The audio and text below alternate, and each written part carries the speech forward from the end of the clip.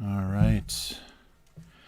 So let me know in the chat if this doesn't sound good or looks weird. I think I'm actually on Twitch. I changed the settings, and it looks like we're on Twitch finally instead of that black screen. So that's been fixed. I just have to make sure I do that in all live streams from now on.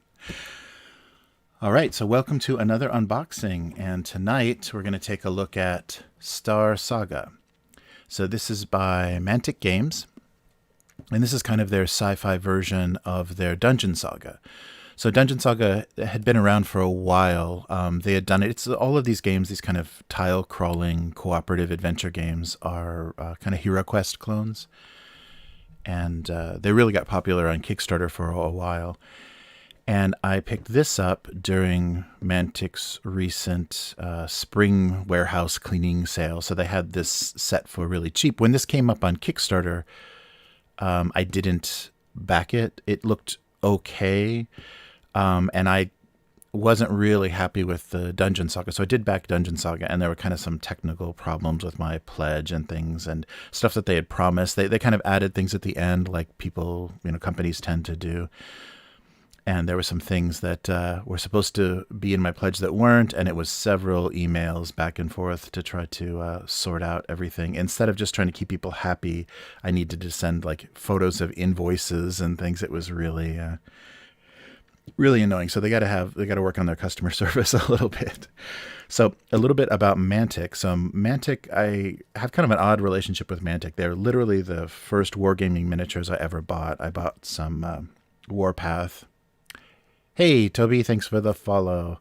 Warpath miniatures, the Fate of the Forge Star set was the first armies I ever bought. So, I had a ton of white metal miniatures from, late 70s, early 80s, kind of Dungeons and Dragons days. But once plastic wargaming kind of started in the 2000s, it started in the 90s, but became real standard in 2000s, and metal kind of went away. The first plastic army I ever got was the Space Dwarves from Mantic's Warpath. And because they were incredibly affordable compared to, other options. So I've always wanted to support these guys because they're an underdog, and they've had, good people working on designers and people working on their games. But they seem to always, they're an underdog, and they're always playing kind of second place, like a distant second place to Games Workshop, which is really frustrating because I just wish things would be better. They're kind of filling in the gaps, and that was part of the reason that I went with Warpath, is because they had space dwarves, and of course there's no squats or dwarves in 40K, Warhammer 40K. So, so I didn't back this, but I was tempted to because it was very cheap in their summer clearance, and it has a lot of terrain. There's a lot, not terrain, but little objects, little objectives and things that might work really well with Stargrave. So the sci-fi version of Frostgrave, Stargrave, is coming out. The book will be out at the end of this month. And so I thought a lot of this may work well, and I was curious to see if they'd gone anywhere, because they're calling this is a board game, so they're not sprues, they're not miniatures on sprues, so they're pre-assembled.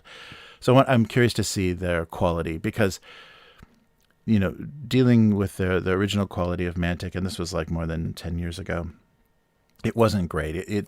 Even their miniatures on sprues were a bit better than board game miniatures in some cases, although they literally do have the best zombies, and I think everybody kind of acknowledged that when those were released. So I don't know who the sculptor was or who produced those, but Mantic had the best zombies, and I think skeletons as well, for the longest time. Just amazing sprues that were even, I think, used for original Frostgrave, or recommended as the miniatures for original Frostgrave. So I love their zombies. They do really amazing zombies, and their miniatures are more human scale.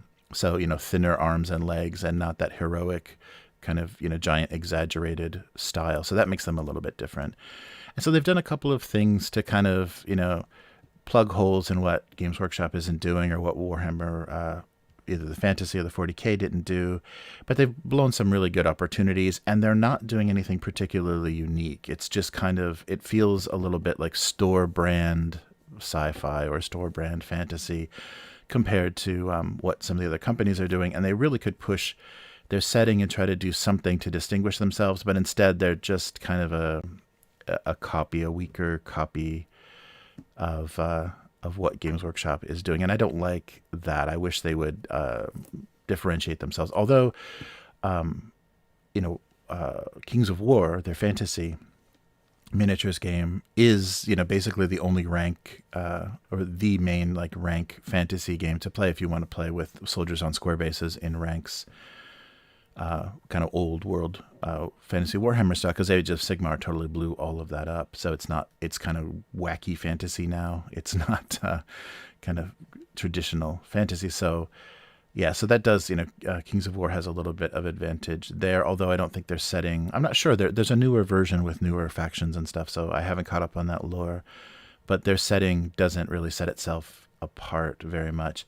So yeah, this is the core box set for Star Saga. So Star Saga is their sci-fi adventure board game from 1 to 5 players, for 1 to 5 players, and because it's cooperative, you can also solo it. And I think there's even, I'm not sure included in here, but I know there are AI cards because you're playing cooperative to kind of let you do that, let you play through all the adventures. And of course, like the other games, it's narrative, so you're playing through kind of campaigns, and so there'll be suggestions or there'll be displays for how to set up the tiles to crawl through the different adventures, and it's kind of a continuing story, a linked narrative. So there's some of the miniatures on the side there. Yeah, I'm curious to see how things have changed, because this is, I think, 2018 this was fulfilled. I think it was Kickstarted in 2017, and I think it was supposed to be fulfilled by the end of 2017. I don't know if that happened or not. I didn't pledge. So let's take a quick look at the back. Countless stars, endless adventures. So let's see if I can read this without the glare. The galactic co-prosperity sphere is the most technologically advanced civilization in the history of mankind, and when a powerful corporation starts stealing secrets, a team of the galaxy's deadliest mercenaries is hired to retrieve them. Their target, a network of laboratories hidden deep beneath the surface of the planet Eris. The reward is high, and so is the risk. If the elite guards aren't enough, our heroes will also have to deal with the monstrous creations of the Eris Twisted Master. Yeah, so there's scientists and horrible experiments going on. So welcome to Star Saga, a game of high adventure in a futuristic world of space travel, advanced technology, and a myriad of alien races. Choose your character and take to the tabletop to defeat evil scientists, merciless marines, and devious puzzles. As the story takes unexpected twists and turns, you'll be forced to make difficult decisions to stay alive. The game allows up to 5 players, pitting the intrepid mercenaries against the scheming Nexus player. So there is kind of an enemy controller, which was, I believe, true in a lot of, especially the earlier games, and also in their Dungeon Saga. I believe there's a control, like a necromancer controller. It can also be played cooperatively or even solo. So play a single game in just 30 minutes and combine immersive scenarios with innovative new campaign rules for hours of gameplay. This box contains everything you need to get right into the action, including fully assembled, highly detailed, colored plastic miniatures. Oh, interesting. Yeah, they show them painted, so we'll see what colors they are. Beautifully designed floor tiles, learn as you play rules, dice tokens, and all of the scenarios you need to bring your board to life. When the fate of the universe hangs in the balance, which part will you play in this epic Star Saga? So you've got the 6 mercenary miniatures, 5 plastic boss miniatures, including the monstrous plague aberration. So we'll get to see that as well. 24 plastic minion miniatures, 10 plastic doors, 26 scenery items. There we go. That's what I was also very interested in. Rulebook, the Eris contract mission book, 33 double-sided floor tiles, plus a unique attack and defense dice with over 130 cards and over 60 counters. So yeah, this gives you an idea of what everything's going to look like. So yeah, it looks like we've got a lot of, and I think they probably upgraded like they do in Kickstarters. There are probably acrylic tokens and range rulers and things to add to the pledge. So this is just going to be the base version, the default version of everything. And they probably have additional heroes and stuff that were Kickstarter pledges. Some of them got a little wacky, if I remember, in previous campaigns. But yeah, this guy looks great. I can't wait to see how big he actually is. But yeah, and there also are expansions for this. So there are more settings and miniatures to add to this. So let's see what this looks like. Hey Joe, how's it going? Am I showing up on Twitch okay? Sounding and looking good? I think I figured out it was just the my terrible bit rate. Oh, nice. Yeah, the box has a great texture to it and much less shiny, so I can lay it down flat. Yeah, it's got a nice coating to it, not that regular glossy feel, so it's nice. That's a good surprise. Couldn't tell behind the plastic. Yeah, so just a standard thickness, not that super heavy cardboard you get sometimes. All right. Oh, it is, and it's colored plastic. Look at that. So yeah, so sometimes colored plastic, just in my experience, kind of changes the quality of the miniatures a little bit. I don't think you lose detail necessarily, but sometimes the colored plastic, the material is not that easy to work with if you want to clean it up. Sometimes it's either a little crumbly or a little odd. So here are our character cards, it looks like. Yeah, so this will just be the basic version of everything that they made available for this game, which will be a bit different. Oh, find the angle here. A bit different from what you got if you did like the full pledge. So there's Captain Erica Dulinsky and Wrath and the aberrations. Oh yeah, so they're color coded. That's nice. Yeah, so it looks like heroes are blue and enemies are red. The aberration. Sorry, let's get this angle here. The enforcer. Francesco, the Devil Salvaggio. All right, look at that guy in all of his gringy detail. Kirby, the CUR, what is that? 807-135. Oh, Dr. Lucas. So here's our twisted scientist. Organic data storage. Unit XO2A. Ogun Hekar, the dwarf. Yeah, he's a dwarf shooting tech. Oh yeah, so the captain was a. It's just the other traits, I guess. And Wrath is a Jedwin race, and human, and so human, robot, and a dwarf. And then we also have here's another alien type. He's K1, so Alice, and a K1. We'll see the scale of that guy. And then our Guard Commander Graves of the opposing forces. So that's nice. They color-coded things. Yeah, the art is okay. It's not amazing. I mean, it's serviceable. Yeah, and that's another thing too. Is like the level of art, at least in in the last like 5 years or so, has really gone through the roof. Like there's really amazing digital painters and stuff now. So for your game, and I guess this game is. What, 3 or 4 years old, but yeah, they need to kind of up the ante. It's nice. It's old school looking, and it's nice digital coloring. It's got a nice old school feel, but yeah, things are getting really really amazing now. So where do we go from here? Oh, okay, let's go straight to the aberration. I just want to see, because I think there is a there's a class, maybe it's only in Dead Zone. So their sci-fi miniatures game is a little bit unique, and they were doing this first. Look at this guy. Yeah, it looks like the plastic is pretty similar. Like they can get some decent detail. Like yeah, he's got some nice nice grungy rotten like biomass and all of his like spikes and things. Yeah, it's pretty decent.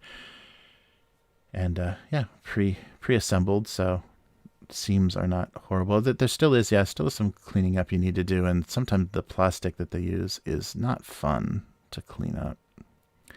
But yeah, so that's a nice nice chunky scale. So yeah, and here's lots of that's a big chunk of scenery. It's nice, so they give you enough where everything can fit back in.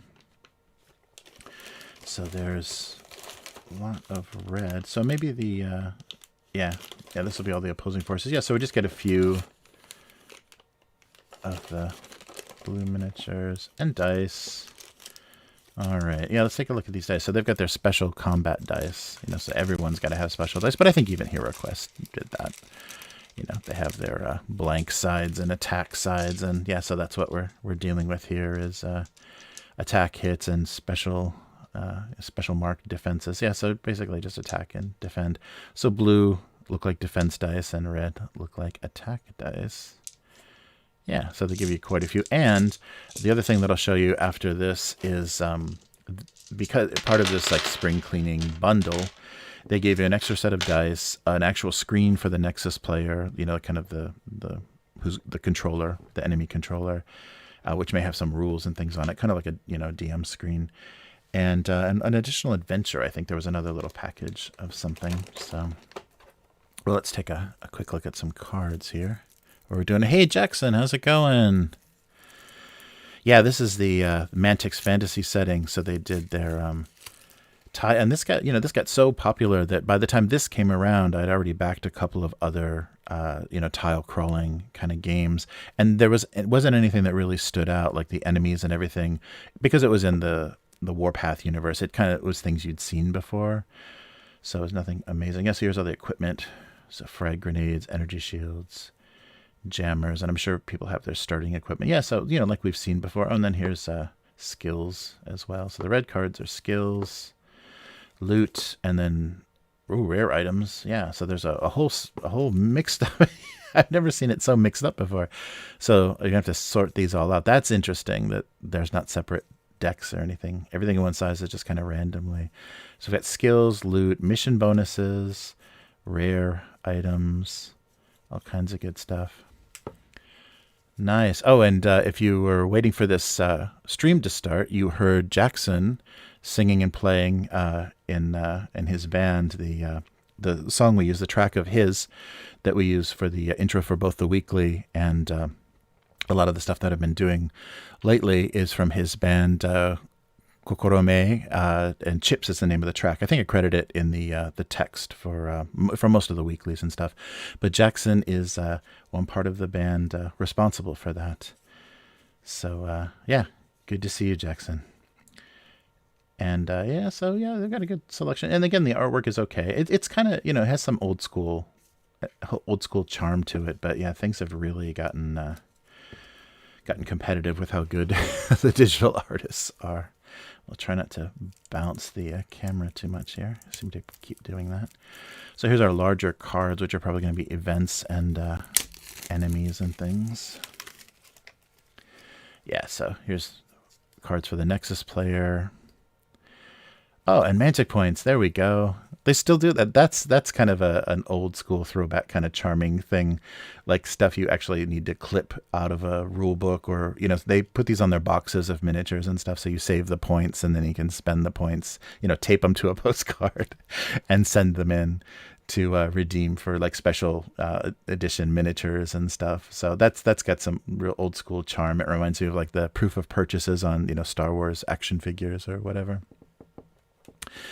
But yeah, so that's deployable equipment. Ooh, psychic powers. So it looks like that data creature has psychic powers. More Nexus cards.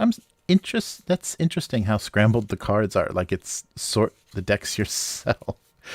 That's another little, kind of a nice thing that they could have done is separate things, or at least sort them. So I wonder, I guess it's maybe how they lay them out, on sheets when they're cut and processed. They just do them all in, because there's two sizes of cards, so they just do them all at once, so they don't get sorted. That's very interesting. Yeah, so here's all the backsides of the text of everything, and not graphics. Nice layout though. I mean, it's all thematic. They do the kind of sci-fi bordering and stuff. So nice and thematic. And there's the equipment, of course, has nice artwork to represent everything. So force fields, defense and placement, lab technicians. So here's character cards for the kind of the troops, or I guess what were they calling them? Minions. So the minions, they have these smaller cards to represent their abilities and everything. All right, some more Nexus cards. So yeah, I guess Nexus is, so the events are all, pulled and played by Nexus, it looks like. And there's levels on a lot of these. Yeah, level 1 and 2, and then all the way up to 3.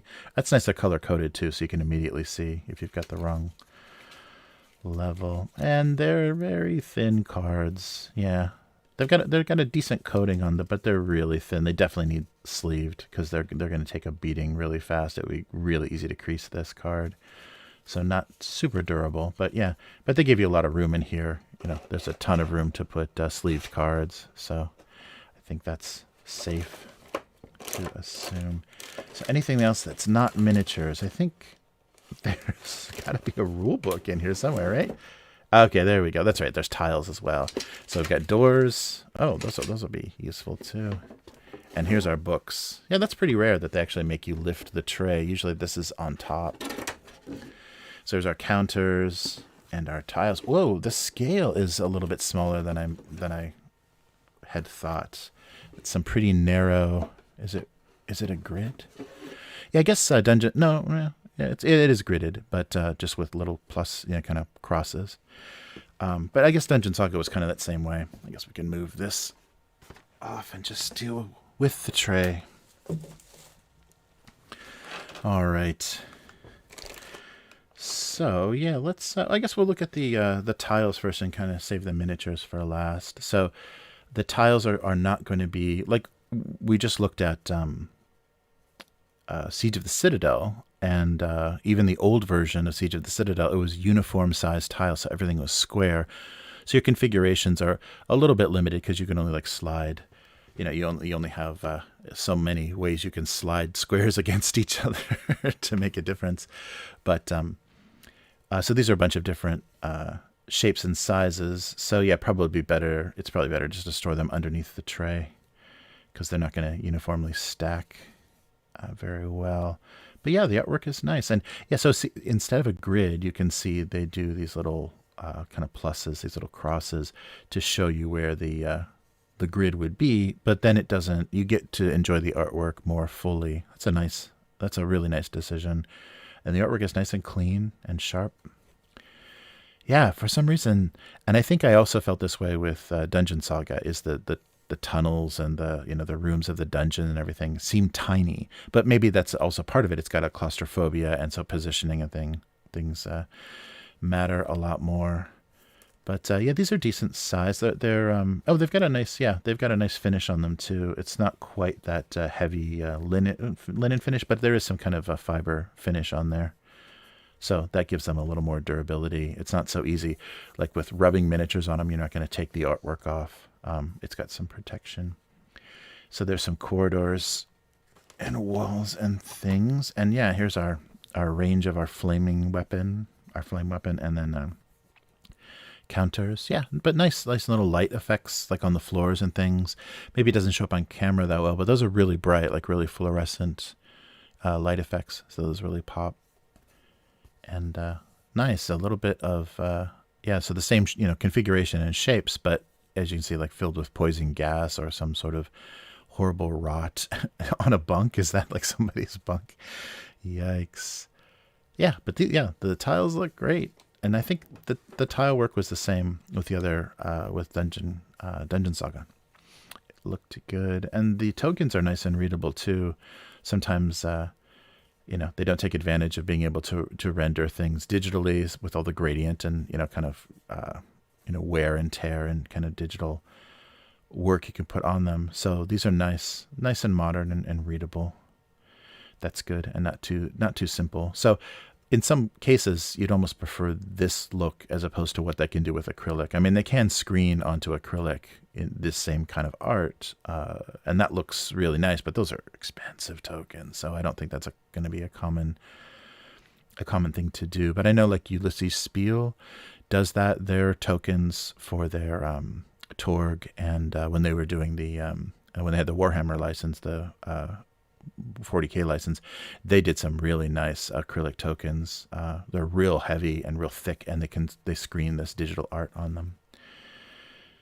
But just cut and stenciled regular old acrylic, I don't think look as nice as these.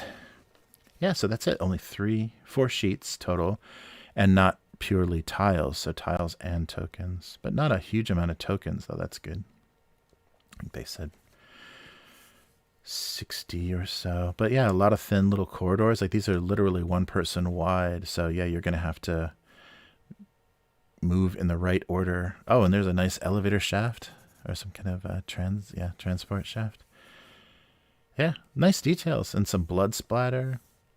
Yeah, these are decent. Not they didn't skimp on any of that look. And I think because this is your game board, so this is what you're mostly going to be looking at. So they don't want to make that look particularly flat or fake or weak. So they did some nice stuff. So these are just floppy. They're glossy, but they're just floppy, full color floppy books. And I don't know what is that. It's a long size, like a B5, but a little bit long. Yeah, it looks like a B5 folded book. So let's just take a quick look through the rule book. Yeah, the art it's okay, and the characters are like, eh. I mean, I'm not someone of the lore. I mean, I love the dwarf faction and the Forge Fathers, and I wish they, would have done a little cooler job or a little more interesting character. So there's everything that we were looking at, but painted. Yeah, the doors and things look nice. We got containment tanks, and there's lots of. I like all the crates and the sci-fi. They've done. I think Mantic has just done like scenic terrain boxes where they do like a fantasy, a contemporary for like their zombie games and things, because they have the Walking Dead license, and then also sci-fi. So these are, I think, probably things that you can also get in their terrain crates if you just want terrain. But why not get terrain and a game? All right, so yeah, there we go. There's a kind of a sample configuration of how things are set up. So yeah, you got some real thin hallways. So that makes sense. So mercenary counters, the Nexus deck. Mercenary starting point is always, the green. Or no, that little arrow, entrance arrow, so there, yeah. So what is that? What is this green box?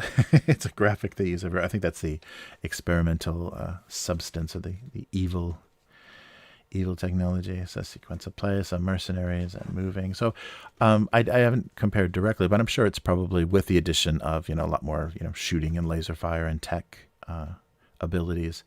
Probably pretty similar to how they handled the gameplay in Dungeon Saga as well. You're just a lot more line of sight because probably everyone's going to have some kind of ranged weapon, and then just resolving the attacks with their dice, and showing how line of sight works. Other actions. So accessing terminals and things. So those are the kinds of things that won't be in a fantasy game, but there will be like magic spells and things in a fantasy game that aren't here. So and how the event cards work. Oh, artificial Nexus. There we go. So without a Nexus player, the Nexus phase is carried out quite differently. So you run through this sequence, kind of your default, kind of the AI or whatever, the turn order of the game, and then what they do. And I guess you're drawing symbols. So so symbols have a different designations for actions. All right. So your mercenaries taking damage, and I think that's their damage track on the side. Either that's experience or damage. They've got a numbered track on the side of the cards. There might be a little clip or something to. And very standard. You're showing equipment on the side of the card. So it's not quite a dashboard, but it's a larger size card for each of the mercenary characters. Oh, and how darkness works. Nice. So I've got a darkness mechanic as well. Oh, that's cool. There's the painted abomination there. Wow, that's got some nice. That does have some decent detail. The painters really save a lot of these sculpts because when you're looking at some of the figures, the detail looks a little weak. And but I've seen some really nice painted versions of things. And so experience. So because it is a campaign, a narrative campaign, your characters get stronger, and they need to be stronger as things progress. And here's everything we saw in a nice handy little turn order and reference. So, and then that's nice. They give you the page references for where where this is coming from if you want to read more details about, what interact means or whatever. All right, so there's our little rule book. And just a quick look, because this spoils some stuff, but just take a look at the layout. Yeah, this must be the thing that scientist used to ruin his life. Oh, yeah, so some narrative there, the heiress contract, and background for all of our mercenaries. So that'll get you a little bit further into the game. And then, yeah, the key personnel and the target, like what your purpose is. And there we go. That's very thematic and, yeah, nice little kind of dioramas. All right, so yeah, here's our mission A. So they're going to letter the missions instead of numbering them. Mission B, and these are your configurations and what loot is there, what units appear. So yeah, hopefully, wow. Yeah, so you're using all of the tiles. That they look pretty, those boards can get pretty big. Yeah. So you are using all of the tiles. Yeah, we got to find out. Does that guy really look like that? I didn't notice he had so many arms. We'll get to the miniatures in a second. Yeah, so you do just keep adding tiles, so you're using everything that was in there. Nice, and then some more featuring the painted. That they do a nice job with it. The photography of their miniatures, their miniatures are not mind-blowing. They're kind of generic in a lot of ways, but they do present them and photograph them well. So that's nice that they're doing that. Oh, Monstrous Betrayal, Mission 8. Wait a minute, we were going A, B, C, and then we're numbering. I missed, yeah, I guess. So maybe those are like the warm-up missions. Yeah, A, B, and C. Maybe that's to, you can play those as many times as you want to kind of warm up, and maybe the numbered missions then will be more of your narrative there. They seem to be doing that too. If your characters feel a little weak, you can run them on these repeatable missions to get experience. Oh, don't read the that was the ending text when you defeat the scientist, I think. All right, so that's the rules. Yeah, so those are paper. They're not going to handle being passed around very much, but hopefully the rules system is easy enough. And you also notice there's no rules reference for the players, which is a pretty important thing to have, is something for the players to refer to. And maybe I didn't notice that in the cards either. I didn't see that in the cards, but a rules referencing for turn order and stuff really does help the players kind of know what's what. And so the yeah, and that's the thing too. The thing we keep coming across with cooperative games, and this isn't necessarily cooperative. I mean, it's adversarial because you can have a Nexus player, so you can actually be playing more competitively. But with cooperative games and playing things purely cooperatively, whoever knows the game the best, kind of plays leader. Whoa!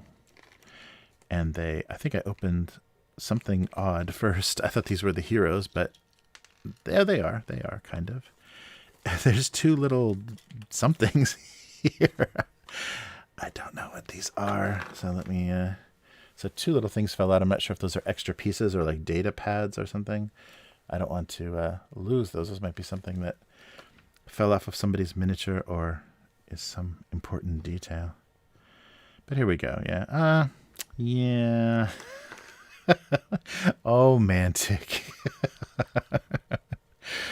Yeah, but so these are the heroes, but they're human scale. They're more kind of regular human scale. So they're kind of tiny. And look at that wacky sword. Boo. It's going to take some work. They got to be careful with their poses. So hopefully the hot water trick will work on that, but we'll see. And the interesting. The bases are surprisingly small. They look like 20 millimeter. They look really tiny, but they fit comfortably within the inch squares on the board. So there's our dwarf and one of our aliens with his long robe and cape, and our other alien with his rubber sword. But yeah, they're okay. The detail looks so soft always on Mantic miniatures. Yeah, so here's the guns. I'm still trying to figure out where those, maybe those were magazines for the guns or something. So here's two little turrets that, yeah, you can see it's not Yeah, and it's bendable, kind of softer plastic. So this is not fun to clean up. You drag a knife on this, or a line remover, or a mold line remover, flash remover, and it just chews up the plastic and gives you weird textures to deal with, and files kind of eat it up give it a weird texture. So not great to work with, but this is a board game, so I can't be asking the same that I would for other things. Yeah, the detail is okay. Mantic is still like doing what they're doing, and it's a board game. It's a board game, so I want to see a sprue. Like I want to see a Warpath or a Kings of War actual sprue before I judge too heavily. But the early Mantic stuff that I got did feel much more like board game quality. But look at this crazy data monster. Yeah, whoa, it's okay. Wow. They managed to look at that. They've really managed to. Those aren't super deformed. Like if this thing was sagging and deformed, it would be terrible. But yeah, that's reproduced really well. It's got some nice detail. It needs cleaned up a little bit if you're going to paint it. But this might be a little bit different plastic. It's very soft. But yeah, it's holding its shape really well. It's not deformed at all. Wow. Yeah, that's a pretty impressive miniature for a board game. Because look at that base. The point of contact is very narrow. It's like all its tentacles and cables are draped on the base of the coming up from those petals. Yeah, it's nice. It's a nice pre-assembled miniature. And here are, looks like, some additional, so the additional security. Oh, these are the other named people. So that's interesting. These are the Nexus player would control them. These are adversaries, but they're done in the blue plastic. I guess because they're named characters, maybe. They wanted to separate the minions from the named characters. So there's our evil doctor with his not Dr. Octopus trademark tentacles, mechanical tentacles. Yeah, he's pretty nice too. Not deformed. There's decent detail there. It might be the colored plastic that's like confusing me. But yeah, it's a really decent pose, and the arms on his back are nice. But these are the opposition, but named opposition. There's a captain of the guards, and then a soldier, or like a power armored soldier.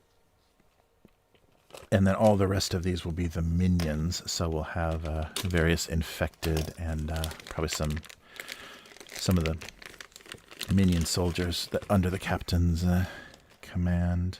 Oh yeah, and they're kind of mixed in these little boxes. Yeah, so here's a security soldier, and here's more of the deformed aberrant. I wonder if these are literally the same guys, like infected, because they're wearing. It looks like, this might actually have been a scientist that was turned, because he's got some sort of pad or panel on his back. Yeah, decent detail, and yeah, like you can see, they're human scale. Everything that Mantic does, it doesn't go too crazy. So that's a big differentiation. Is you get really small hands, thin ankles and wrists, and tinier heads, as opposed to the kind of stylized heroic proportions of Games Workshop or some of the other places. So yeah, very realistic. And so I guess you've got enough soldiers to actually, maybe for Dead Zone, you can actually field the Dead Zone is their skirmish game, their fantasy skirmish game. So for Dead Zone, you could field some of these security guys. This pose is a little wacky. It's not a menacing run. It's more of a I don't know, he's going for extra yards or something. This is the mutant Heisman Trophy, right? Nice. Yeah, so as far as board games, these are great quality, and the assembly is good. That was another thing, is I had a few real bum, I believe, like the aberrants, like the little demonic characters, and the goblins that were Dungeon Saga had separate bases, so they were attached, they were pre-assembled, but they had dungeon tile square bases under the character. So gray plastic square tile dungeon bases, and then a colored plastic for, orcs were green, and demons were red, and the characters were blue, I think.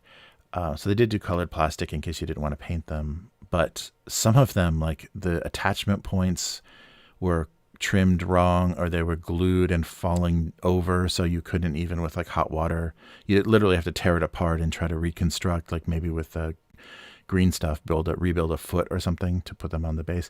But these guys are all nobody's falling over, nobody's been deformed at all. It's really only been that sword, that rubbery sword.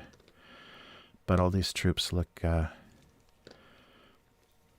good. Yeah, nobody. He's leaning a little bit. Yeah, maybe this is one of the few exceptions you can see, like leaning forward a little bit, so maybe pulled out of the mold a little early, but not bad. And these are, yeah, look at that, only 1 point of contact, and not like, this knee isn't touching. So often you'll get this knee touching the base when they do that. So yeah, decent. And everything with 2 points of contact and a decent pose is nice and straight. So yeah, good quality. That was something. There was a little bit of loss of or lack of quality control or something with the fantasy miniatures for Dungeon Saga. But yeah, not here at all. Oh, there's a little. Well, maybe that knife. Yeah, maybe that knife is supposed to be that curved. But yeah, and it looks like we've got at least 4 sculpts for the soldiers, maybe even more. But yeah, so a good variety of sculpts. We're not looking at, the same thing over and over again. Yeah, because there's a guy touching the brim of his hat. So yeah, nice variety of the guards. So yeah, this is definitely a unit you could probably field for if it is a faction, a playable faction in Dead Zone. Because you don't need that many. I think it's like 10, 10 or 12 in this skirmish game. There's our Heisman guy again. I think so. This is a duplicate bag, so I think we're looking at the same. So these are all different poses, but we've got 2 of the same bags. Yeah, so these guys are the same that we've already seen. So yeah, so we'll have 2 of each of these, but it looks like within the bag there are no duplicate sculpts. So that's a pretty huge variety of looks for miniatures that they didn't really have to do, because you're going to be putting these. We'll put this here so you can kind of see in context. Yeah, so they fit really well on the board. The bases are tiny. I think the squares are inch squares, and so these bases are maybe 20 mil, so whatever, like 3/4 of an inch, or whatever that would be inch wise. But yeah, it looks like a 20 mil kind of base. Oh yeah, and they give us so here are the clips. Yeah, so I think that's what this is. So they're plastic clips. Let's test my theory. Plastic clips to mark the yeah, these just these just look like paper. So this is definitely the my favorite so far. Look at the scale of him. He's 4 squares at least. Yeah, I don't know if these were. Oh, that works okay. But they look like 100 yen, kind of thrift store paper clips. But they work okay for tracking. Like if you're going to track, if this is experience, yeah, maybe if you're going to track that, it works okay. They're I don't think they're made specifically for the game. They look a little generic. But they work, yeah. I was assuming, seeing that side track, that there'd be some sort of clip that would go on there. And here we go. We've got some, so I'm not cutting any more bags. These are all Ziplocs. I'll have to grab some more Ziplocs to put those other guys in. So here's our doors. Oh, yeah. So as opposed to the, Space Hulk bulkheads, these are little tiny, yeah, perfect scale doors. So they fit on there really well, and it's like something you'd have to actually, like lower your head to go through. So that makes sense if you're in some sort of, secret science lab installation. So yeah, smaller scale of the doors. Here's a double door though. There we go. So that's what you're more used to the scale for like Space Hulk and a lot of the big games. The big bulkheads are yeah, so some tiny doors. So nice. You got two varieties. It looks like they're all the same sculpt. Oh, but there's one with a window. No, that's not true. So these are different as well. Yeah, so here's a rounder and then a more angled design. So one of each of those. Yeah, it's kind of recessed. A little more angled. And then the doors themselves, you get two that actually have little viewports, little windows, and then, yeah, two of each. Yeah, two of each of the doors, and there's so no more than two of the same design.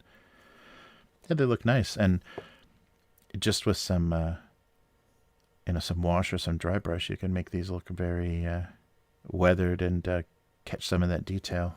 So they'd be very easy to spice up, but they look nice. It's kind of a metallic-y plastic that they use. The gray is like not just a standard gray, so it looks nice, and it looks nice on the board too. So those would work almost as is. That's nice. And here it is. Here's the thing that pushed me over the edge as far as oh boy. Oh, there we go. Goes this way. Trying to figure out what this was.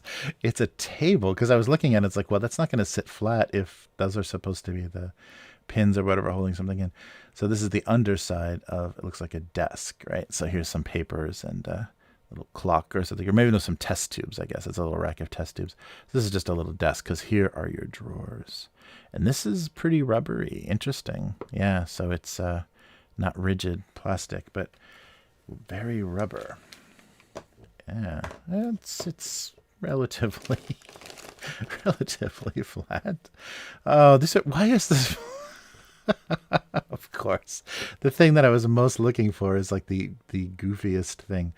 Okay, what are these? I guess these are more tables. Yeah, but look at the legs on these tables. Come on, they could have done the more rigid plastic, and I guess they would have had some broken legs, but. Yeah, they stand up okay. That's not good. Okay, here's some harder plastic. No, it's the same. It's still rubbery. No, it felt, because it's thinner, I guess, it felt more rigid. So there's some display monitors. I wonder what material. Oh, no, that's really bad. Look at the legs on this desk. Not good. So duplicate, wacky desk. And here's an awesome bookcase of strange stuff. There's all kinds of books and equipment on there. Yeah, it's okay. I need some cleaning up. But why are they rubber? That's really weird. I guess to avoid breakage. There's a crate. So yeah, because I got a random Mantic box back in the day, and it had some crates and things, but they were on sprues, so they were harder plastic. These are very rubber. So the detail's a little soft and a little dirty, like they're not very clean. Ooh, this is kind of messy. But here's our canisters of horrible stuff, and another little panel on an arm. Yeah, these are okay. I hope they're gonna prime okay. Like, I hope this rubber will hold primer well, and they'll paint up decently. I wonder if this is the material their terrain is done with, or this is just a choice they made for this game. Very rubbery terrains. There's another one of our little containment tanks. Yeah, there's you can see all the points of connection on the mold. Yeah, it looks like about two of everything. Yeah, but they're nice detailed. They're nice kind of generic sci-fi. So it'll work as, scatter terrain and things for any kind of sci-fi situation. Interesting though. I'm surprised by the material. I mean, I'm surprised that they're not this, hard plastic. But again, it may just be because there'd be a lot more broken, or a lot more, badly assembled, or glue, not glued well.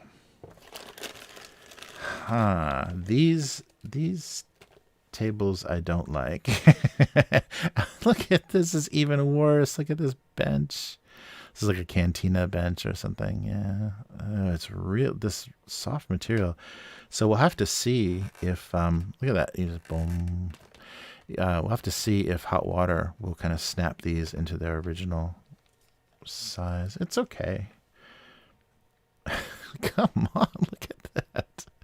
It is like fantasy terrain because it's got a whimsical bend to it. Like this should be real rigid, real straight lines if this is supposed to read. If it's not supposed to be a broken, if it's not supposed to be like that, just a broken piece of debris. These are supposed to be like canteen tables. Or like, cafeteria style tables. They need to be a lot nicer than that. Oh, that's good though. Look at that weapons rack. There's your armory. That's got some nice detail. So some of these, but yeah, look at that though. That is not even close to straight. It's real wobbly. So we'll have to see if heating these. So we got two of the weapons racks. And another one of these wide monitors, and our last crate. Wow. Well, the thing that I was mostly looking forward to was the most disappointing. That's really interesting to see. Yeah. Right. It does look like a desk or a throne room. Yeah, there aren't any, aside from those benches, there aren't really any seats. Interesting. Yeah. That's an odd choice of material because it doesn't hold. I mean, the doors look perfect and they sit really nice and flat. And this stuff needs to sit flat because if it's warped, you're going to be, like knocking it over constantly, like reaching for things. It's going to be falling over all the time. So I'm surprised that material is a little odd. I wonder if their terrain crates use a more rigid plastic or if it's this more bendable rubber, because that just does not hold well. It doesn't hold the shape very well. Interesting. Okay, so that was everything, including the books and cards and everything. This is everything in the core set. So everything to play through those, I think, 8 missions plus the 3 beginner, maybe like learning missions. So yeah, that's a pretty decent starter set. And they, of course, for the Kickstarter, I'm sure they expanded this ridiculously. You probably got a whole nother box that size with, more things in it, plus all the expansions. So because of the warehouse clearance sale, the spring cleaning warehouse sale, they did include another set of dice. So you're not passing dice around as much. So yeah, I think it's another identical, yeah, 5 of each, so 10 more dice. So yeah, you originally got 10, so here's another 10. So you've got 10 of each color, 10 defense and 10 attack dice. So that's easier, and you may be able to, whatever your weapon and armor does, just kind of keep that, on your little dashboard. So you don't have to pass dice around as much. That's a nice little thing. Oh, wait a minute. There we go. So I don't know if these were supposed to be included. So the thing I thought was possibly another scenario is actually the thing I said it was lacking. Reference cards. So these are very narrow. But yeah, these are reference cards. So what was on the back? If I can refresh your memory. Yeah. So they do have reference cards. I spoke too soon. So these weren't in the box, though. They were separate. So maybe it was something that they didn't pack in, and maybe it was an add-on, but it became included. And they're bilingual, so Spanish, Italian. No, I'm sorry. They are Italian or Spanish or, oh my gosh. Yeah, French. And maybe Portuguese.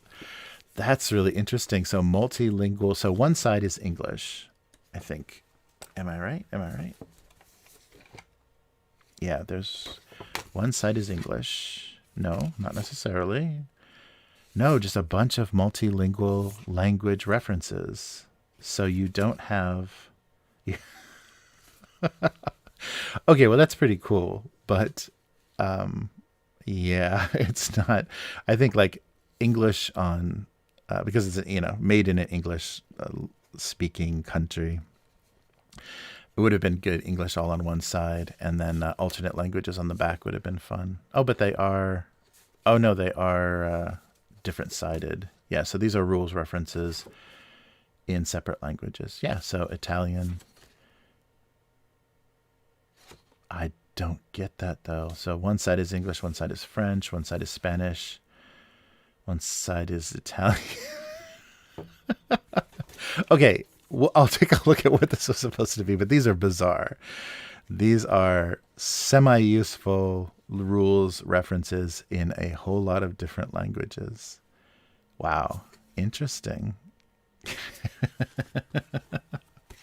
I guess they gave it to you in English on the book, so what do you want? And the last thing is the Nexus Screen. So the Nexus player, the player who's going to control all the baddies and events happening in the station, gets this. And let's see what this is. All right. Yeah, so... Oh, so these were part of this. Okay, I'm sorry. So these were the rules reference cards. They're actually saying would have been included in here. So yeah, you've got English, Spanish, Italian, and French reference. Oh, that's interesting. Yeah, it's nice as a bonus, but I don't know. It's very, very interesting. But I know, yeah, there are a lot of European people that I've met here are very multilingual. Oh, and there's more. There's more. So we get bonus reference cards. So I think another set. Ooh, these are really thin paper, though. Yeah, it's interesting. These are cardstock, the ones that were separate, and these are thin paper. And then maybe that's why they gave you those additional. Yeah, it's the same odd. Oh no, this is the same language on both sides. Wow, I think those might have been misprinted. That's really bizarre. So there's English, and Spanish, and Italian. Yeah. So this is what it was supposed to be, but printed on very silly paper. So laminating these is probably your best option for multilingual support. And I guess then that also means, oh, that's cool. So I see. So those, oh, that's not great. A very wrinkly sleeve for the Nexus player to put like the turn order and stuff in. So yeah, I guess the reason this is paper is because, yeah, you just sleeve them into here. But they could have done a better job with the plastic. I can see why they're giving these screens away for free. They're not great. I would almost just prefer to like put a clip on the sheet instead of this sleeve. It's pretty bad. So that's what we're trying to do here. Huh. Yeah, but look at, you can see in the light, they're not very flat and clear readable sheets. Interesting. So yeah, those are actually meant to sleeve in there. And they just printed it once and then for every language. But that's nice. There we go. We got the artwork for the game on the other side. Huh. That's a real failed design. See, Mantic will just kind of sometimes do this to you. You get some surprises that you're just like, really? That's what you're going to do, huh? Yeah, because I guess, they do make DM screens like just you got to do a little bit better with the quality. This is like a really thin plastic that obviously the heat doesn't like. So it gets all wavy like that. And they're giving it away for free. But yeah, so it's basically just the rules references. And I think the Nexus references too, like the Nexus turns on that little sheet. So 2 of those. I might just cut these off. And put some little clips or little magnet sheet or something on the back so I can just stick to there. But you've got a big, nice piece of art. And it was free. Listen to me. I'm complaining about the quality of a free item. Yeah, but so if you have this game and you were wondering about the quality of this, I would not buy this separately. I would not actually pay money for this screen. It is not well done at all. Interesting. Yeah, this is more of an afterthought or something that they didn't have good quality control on. It's nice to have a screen. I don't know exactly. I guess because you can lay out your cards or whatever. But what is the Nexus player hiding? Maybe the miniatures, the reinforcements. I don't know what you'd be hiding, but it's cool. It'll be good to. It's nice as a backdrop for the game itself. Interesting. Well, that's an odd. This is a real odd choice. And I was wondering, because they kind of threw it in there, extra dice and a Nexus screen. So I think they needed to get rid of those. Spring cleaning is also like Boxing Day. Get rid of some things you don't need. Oh, so maybe those were force fields. I don't know. I'm trying to figure out what those two little pieces of plastic that dropped out of the sentry guns. Or maybe they were the sights on the sentry guns. Let's go back and review. No, they've already got some kind of sight on them. And they've got the armor shielding and everything. See, I'm trying to look best in the art. So this could have been little force field pods. Did I lose those already? But yeah, that's what those could have been, is representing those if you needed a token to show that they've been deployed in a square. That's the only thing I can think they could be. Interesting. Well, it's yeah, full price. I'm not sure how I would feel, and especially if I would have pledged this. So I'm kind of glad that I hung back and didn't pledge this particular game, because if you would have paid over $100, even if they added expansions, it's like that's really pushing it. That's asking a lot, and that's what I've been noticing about Kickstarters lately, is they're not offering a lot of value. It's just kind of extra stuff that doesn't make the game better. It just kind of, extra complicating rules or extra scenarios or things with, miniatures or whatever that you might not necessarily even use, or you might not want to add to the game right away. So it may be a while before you add them to the game. So yeah, I'm still, I haven't changed.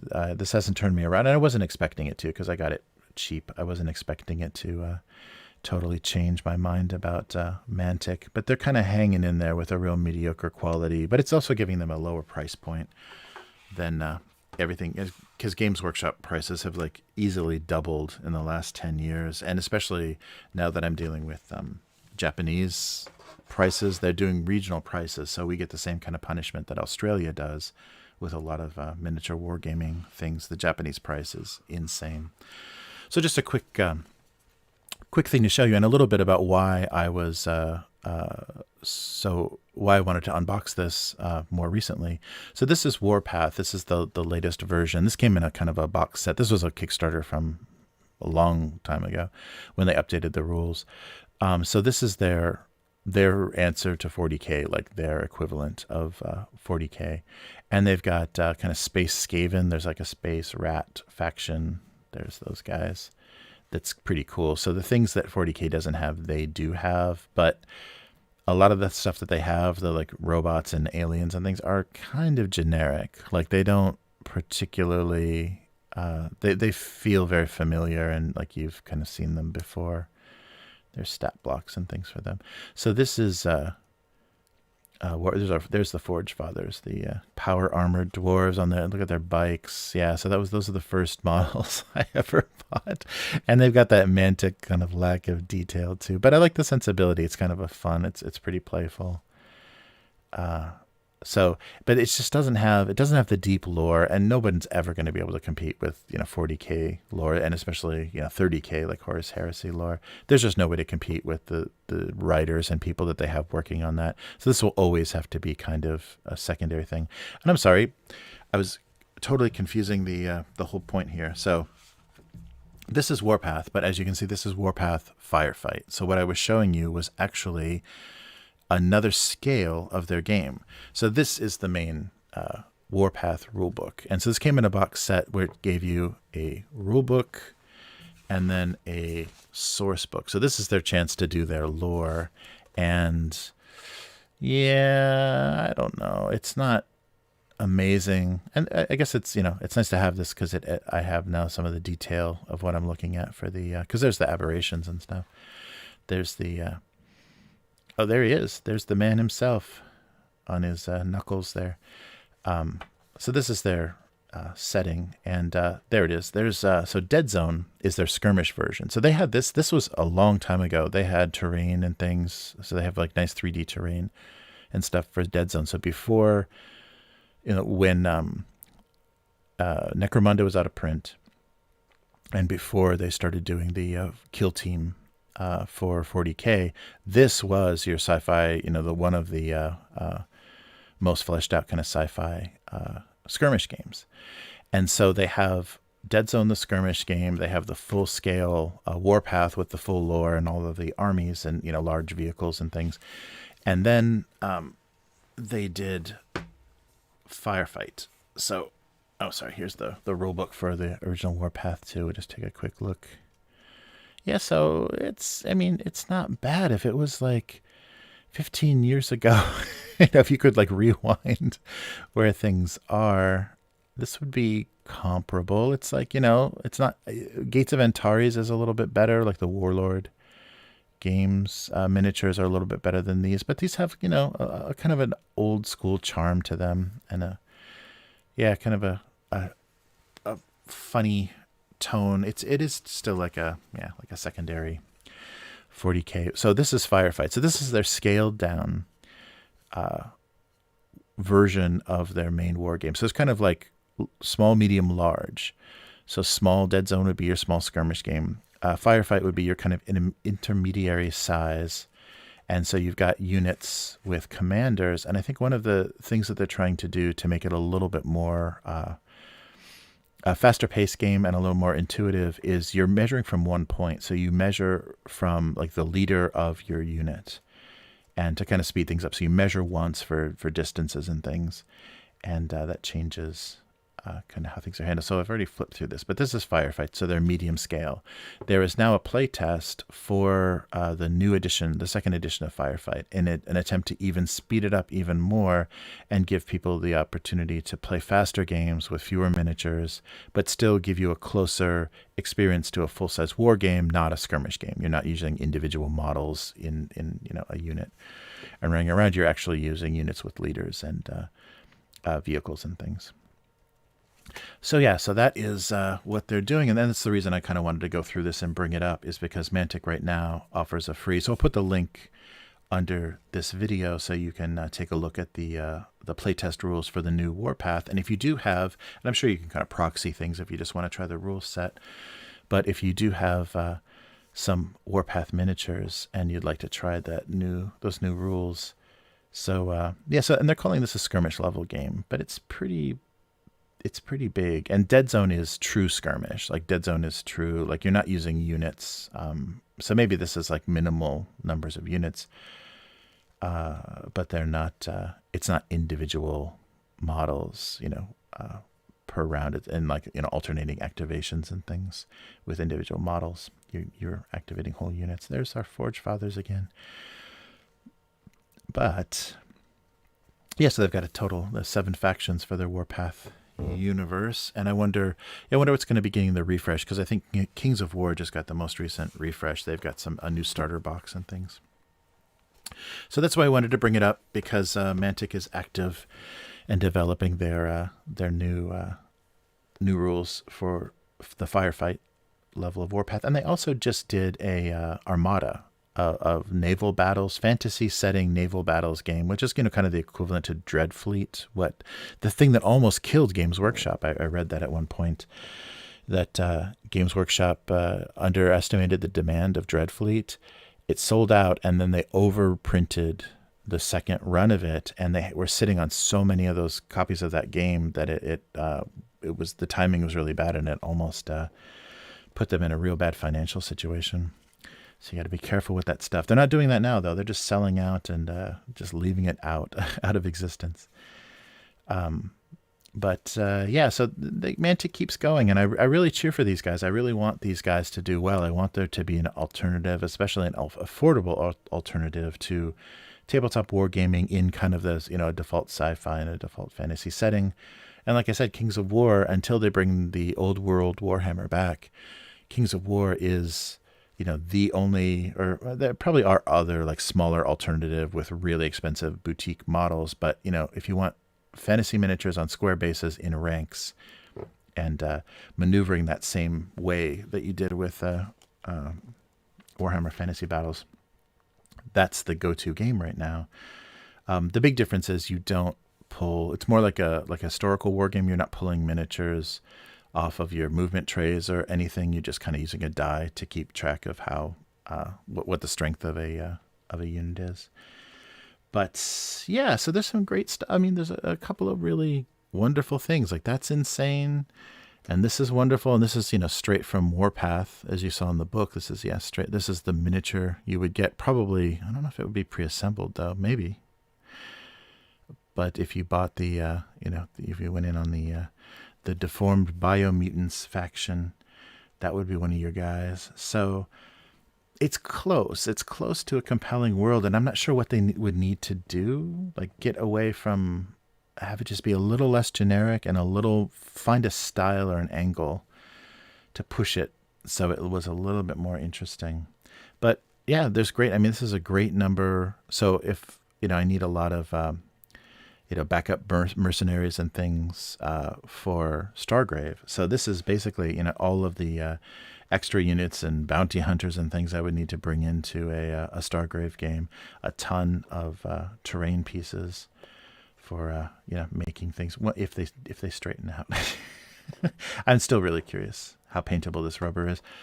But yeah, so this is, it kind of fills what I wanted it to. It gave me some, sci-fi doors and terrain and a lot of extra figures. I'm not sure. I mean, I'm sure one of these days I will give, I'll give these rules a shot. And because you can play it solo, I can even, stream a game of this and just kind of go through the rules and see how much fun it is. But before I would do that with this, I would want to do Siege of the Citadel. I would definitely, like Mutant Chronicles would definitely be a bigger priority. But with Stargrave coming out and I saw this for cheap, I was very tempted. So one more warning, if you do have this game and you don't have this Nexus Screen, you do not need this Nexus Screen. It's not even, this is just raw cardboard at the edge here. So you're not even, this is not even going to hang in there very long against moisture or anything. And as you can see, it's already gotten a little heat damage just in storage. So I have helped Mantic clean out their warehouse. I will take credit for that. So this was, oh, hey everybody, how's it going? So Mini Warmonger, nice to see you. Thanks for hanging around. Oh yeah, you got, hey Crispin Vasquez, yeah, you got the game. It is paintable, cool. Oh good. So yeah, so well, this terrain was a little disappointing. If it's similar rules to the Dungeon Saga, I think I'll be happy with how it plays, because I went over the rules of Dungeon Saga and I like how that works. It's a very kind of classic board game. But the robot, yeah, the limbs do bend. Yeah, I have not played. Same here. Just opened it, so I haven't actually gone through anything with the game. Yeah, but it's an interesting choice. The bendable plastic, and I wonder, like painting wise, I guess if everything is coated well, you may be okay. Yeah, because the painting examples that they photographed for the rulebook are beautiful. I mean, everything looks really good. And this is definitely paintable plastic, because this is their Warpath. This is just a Warpath miniature directly. But yeah, they said that so there is also another faction for these guys. But yeah, I'm not. I guess the scenic terrain was a little bit of a disappointment, and that was kind of the whole. The whole motivation, because they gave you so much. It was kind of the whole motivation of this set. But the detail is decent, and the quality of these miniatures, as opposed to Dungeon Saga, like I was saying, there were some real bad, things that weren't even connected to bases anymore, and things that were just laying down. Their poses were so melted, they were just kind of laying down. So things look a lot better. And yeah, so it's got the the same mechanics with the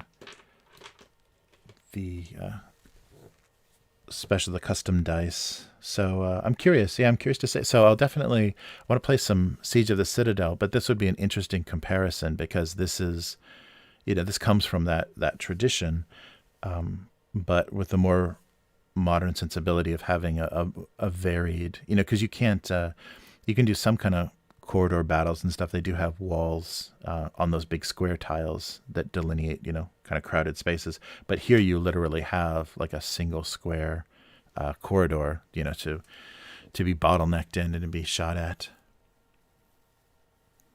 Yeah, a lot of hot water. Yeah, I think they had a real trouble with the quality control in that, and it may have just been they dealt with a bad factory or something at the time. But that whole Kickstarter wasn't run particularly well for Dungeon Saga. They added stuff and then they didn't quite know how to fulfill it, and so and I didn't ever bitch on the comments with them. I just went back and forth with their customer service, so I wasn't one of those like pain in the ass backers in the comments yelling about where's my this, where's my that.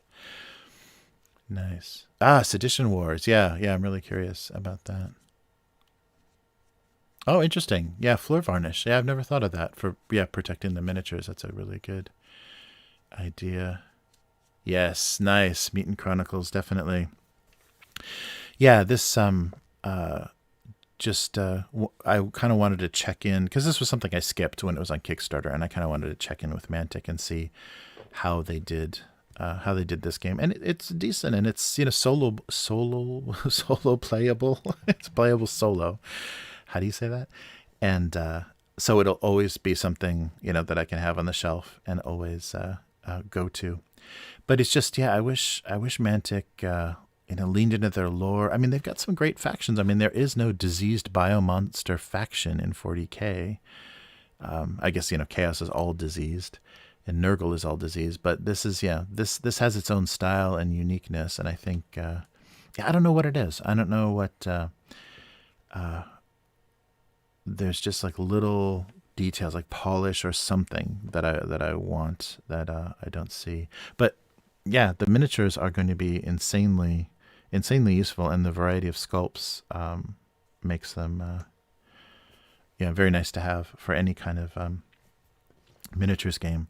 So you may see these miniatures in a game of Stargrave before you see actual Star Saga played out. But I definitely want to give this a try. And they did a nice job with the tray, so everything's going to go back into these into that box nicely, which is a huge advantage. I mean, I definitely couldn't get Siege of the Citadel back into the box all, and it's because it was so huge. I mean, it was pledged to such a that full Dark Legion pledge was so huge, but that doesn't go back in. And I have maybe 3 plastic trays, like 3 of those plastic compartment trays of counters.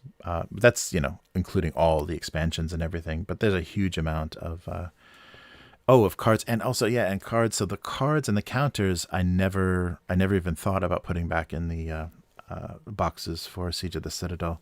So I got a case for the cards and those containers for the counters. But this, because there's nothing else aside from the core set, this will all go back very easily.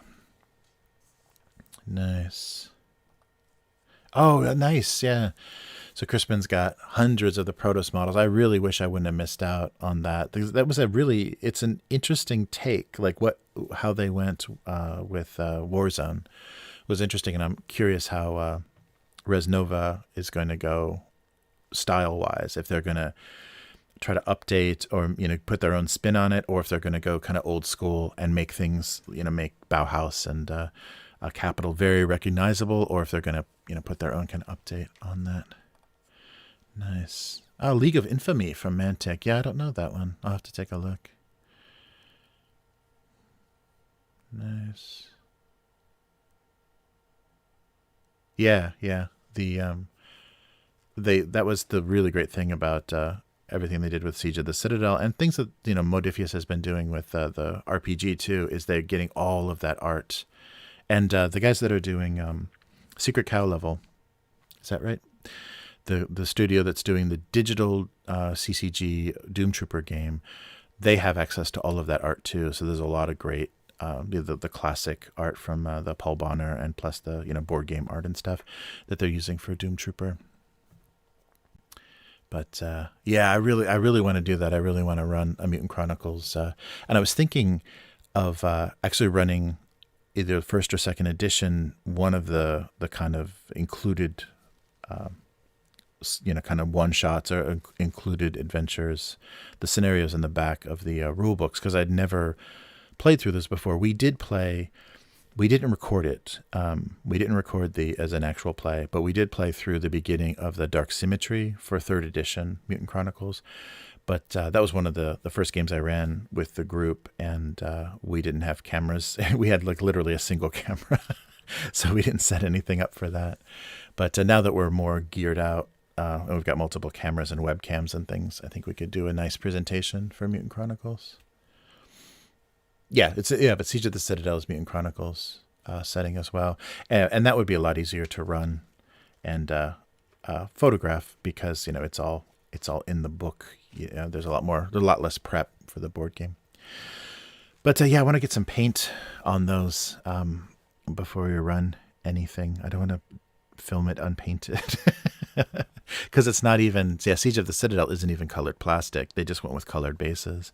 So it's just a lot of gray plastic. I see people putting photos of running their campaigns on the Facebook group for Siege of the Citadel. And yeah, when I see the unpainted, it's like, I really want to see everything with paint on it. There is an existing, it's a free-to-play digital collectible card game. I don't know if they're ever going to do a physical card game again, but they did a digital one, and it's really well done. It's not too, it's not too, full of all the,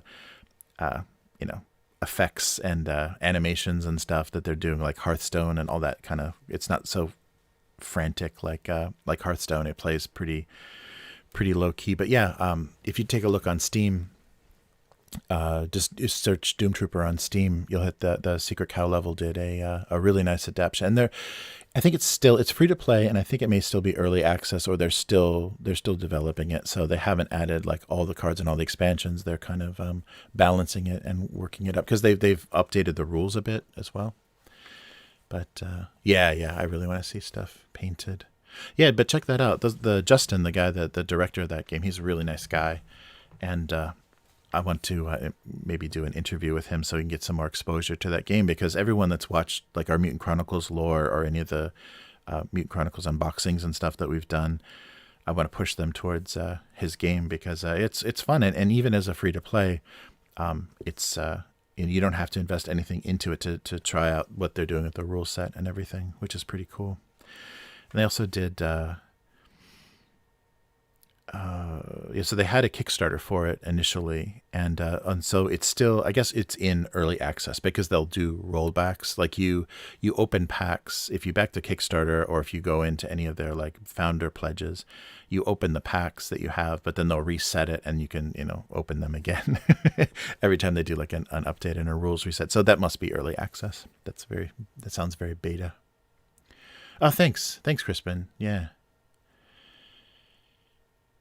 I know it. There's so much 40K stuff out there, and then 40K lore is so deep and everything. But this is like, and the thing that I want to work on, I just ordered a book from Sweden that it's in Swedish, but I can get through it enough and it's got a lot of amazing illustrations. So I want to show you guys like the total evolution of Mutant to Mutant Chronicles, and this will, for once and for all, will show everybody that's kind of arguing about Mutant Chronicles is just an imitation of 40K, and 40K was the original, or whatever they're saying.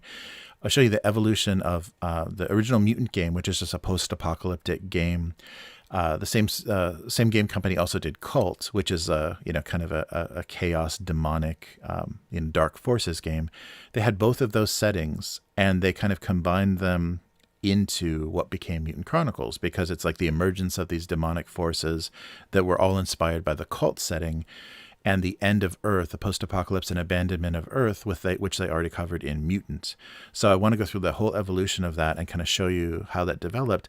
And it was simultaneous to how 40K was developing, but it was a totally like separate thing all its own. I mean, they kind of came to the same, they had a lot of the same results, but I really love what Mutant Chronicles did. And it's really unfortunate that it just kind of, it all stopped in 99. Like there wasn't, it carried on. Excelsior kind of helped it limp along a little bit, but the setting never developed because, Doom Trooper ended, the card game ended, the RPG ended, and the miniatures game ended. So the settings, there wasn't any more development of the setting. So it kind of stayed in that 90s, stasis.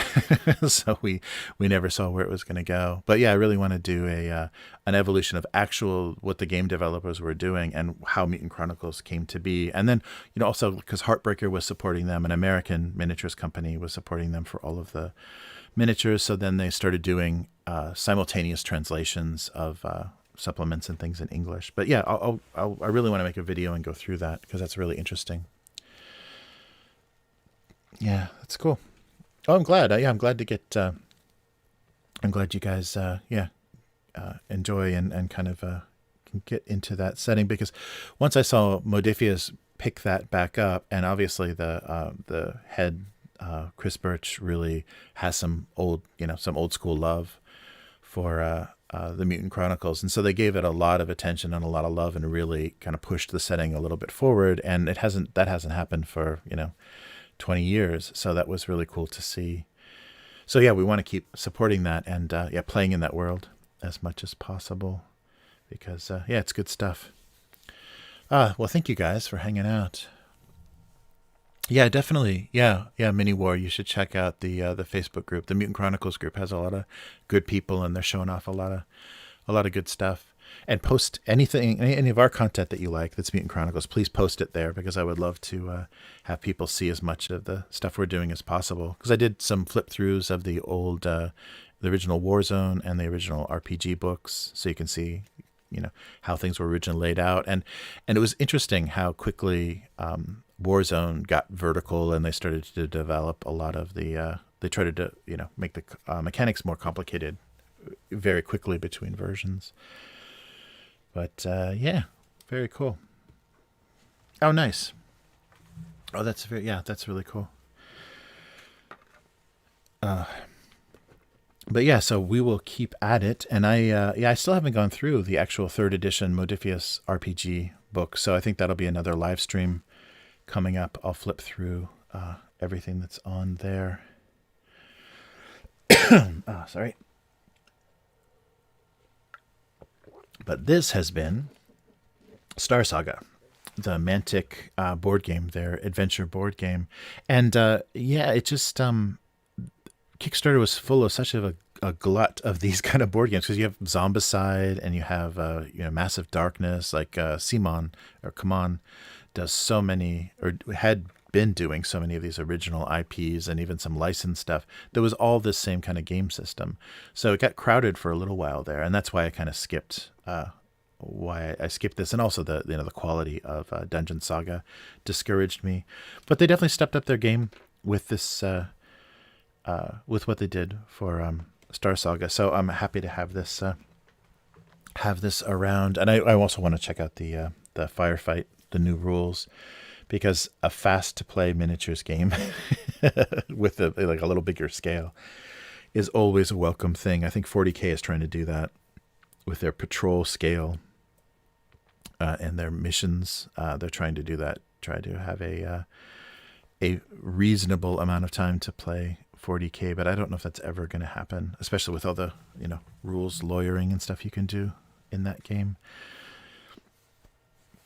But thanks for everybody for hanging out, and it's been fun. Yeah, right.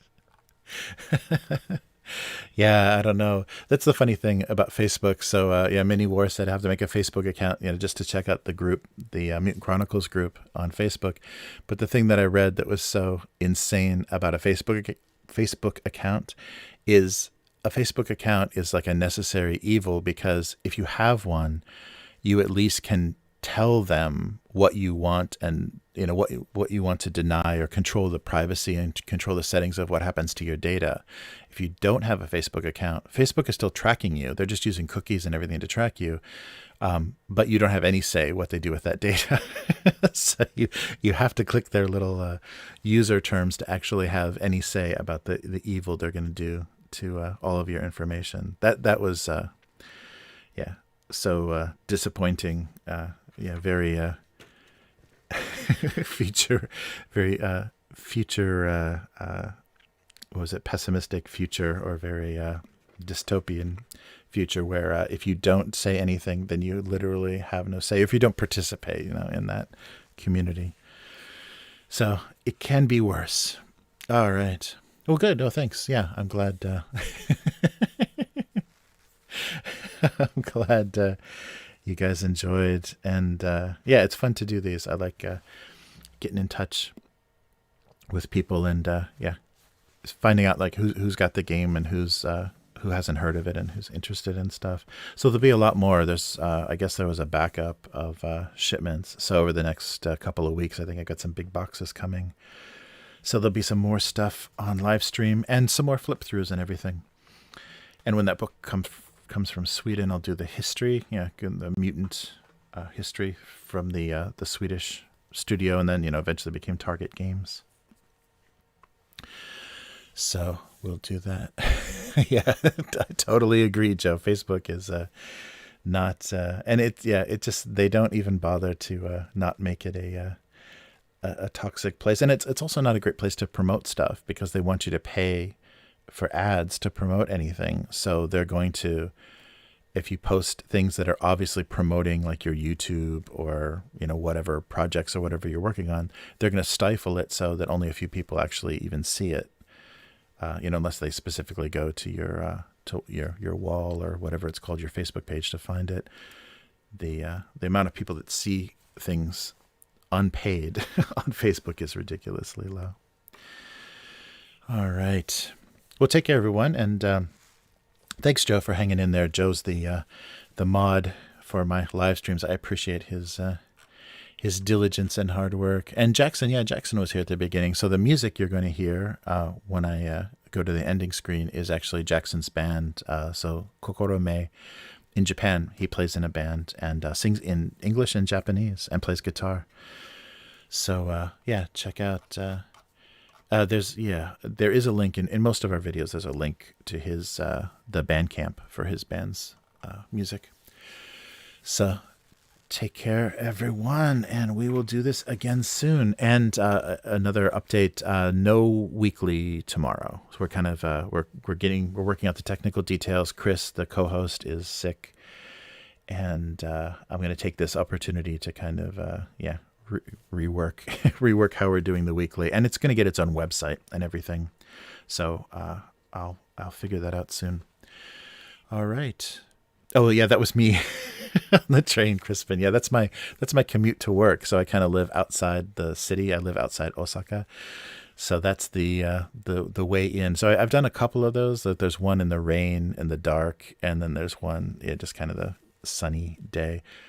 So yeah, that's my commute every day from the mountains to the city. So I thought it'd be a funny transition to use. But yeah, the weeklies are all begin and end with my train ride and Jackson's band. All right.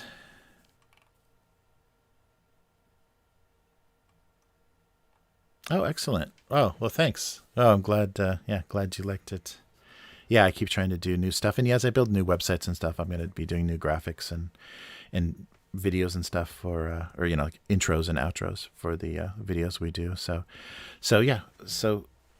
stay tuned, and if you're watching this video just kind of randomly, please subscribe to the channel. So Idle Red Hands is going to be going through a rebranding, so the channel name may change, but the content will remain the same. So we'll keep doing this, and I'll be around over the weekend. I'm not sure. It depends on what shows up, I guess, at the doorstep. There's a lot of stuff coming. I guess China got backed up with deliveries. So yeah, fulfillment of a lot of Kickstarters is going to be happening in one huge kind of blob. So yeah, that's it for now.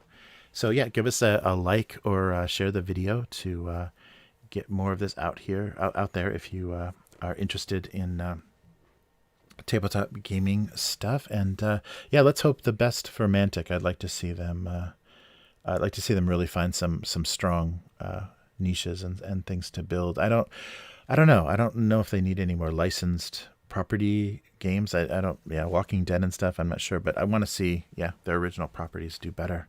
So keep at it, Mantic, and we'll be back again soon. So thanks for watching, and yeah, everybody take it easy. See you next time. Goodbye.